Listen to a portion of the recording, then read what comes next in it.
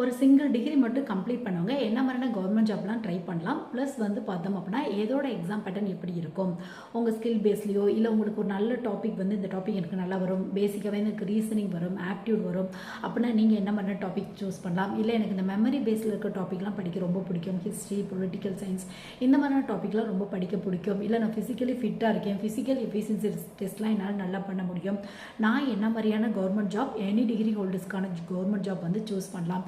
இந்த மாதிரி உங்களுக்குள்ள நிறைய கொஸ்டின்ஸ் வந்து இருக்கும். ஸோ அந்த மாதிரி ஒரு சிங்கிள் டிகிரி கம்ப்ளீட் பண்ணவங்க என்ன மாதிரி கவர்மெண்ட் ஜாப் ட்ரை பண்ணலாம் அப்படிங்கிறத இந்த வீடியோவில் வந்து நம்ம பார்க்கலாம். ஸோ ஒரு சிங்கிள் டிகிரி மட்டும் கம்ப்ளீட் பண்ணியிருக்கீங்க அப்படின்னா எந்த டிகிரியாக வேணாலும் இருக்கலாம், பிஏ, பிகாம், பிபிஏ, பிஎஸ்சி, இல்லை இன்ஜினியரிங், மெடிக்கல் லைனில் எந்த ஸ்ட்ரீம் வேணாலும் எடுத்துருக்கலாம். பிஏனா தமிழ், இங்கிலீஷ், இன்ஜினியரிங்னா ECE, triple E, mechanical, AI and DS எது வேணாலும் நீங்கள் எடுத்திருக்கீங்க அப்படின்னா நீங்கள் ட்ரை பண்ண வேண்டிய ஃபஸ்ட்டு ஒரு ஹையஸ்ட் சேலரி எக்ஸாம் அப்படின்னு எடுத்துட்டோம் அப்படின்னா யூபிஎஸ்சி எக்ஸாம் தான் உங்களுக்கு.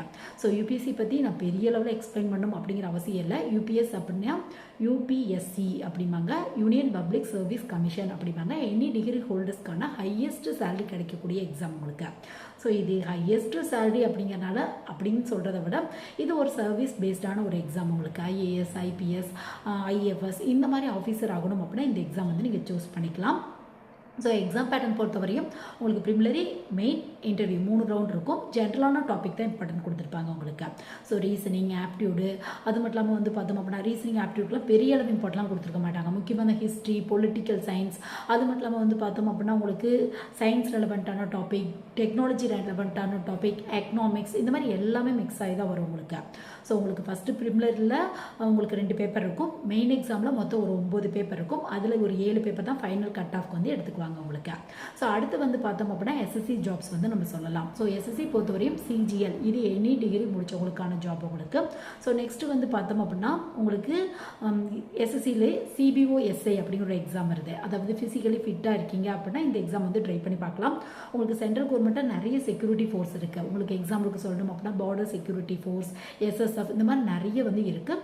ஸோ இங்கெல்லாம் எஸ்ஐ ஆகிறதுக்கான வாய்ப்புகள் இருக்குது உங்களுக்கு. ஸோ எனி டிகிரி முடிச்சவங்க இந்த போஸ்டிங் வந்து ட்ரை பண்ணி பார்க்கலாம். எக்ஸாம் பேட்டர்ன் பொறுத்தவரையும் reasoning, aptitude, general science, general awareness, English இந்த மாதிரியான டாபிக் தான் இம்பார்ட்டன்ட் கொடுத்துருப்பாங்க. ஸோ இதை பற்றி டீட்டெயில் வீடியோ நம்ம சேனலில் இருக்குது, வேணும் அப்படின்னா வந்து நீங்கள் செக் பண்ணி பாருங்கள்.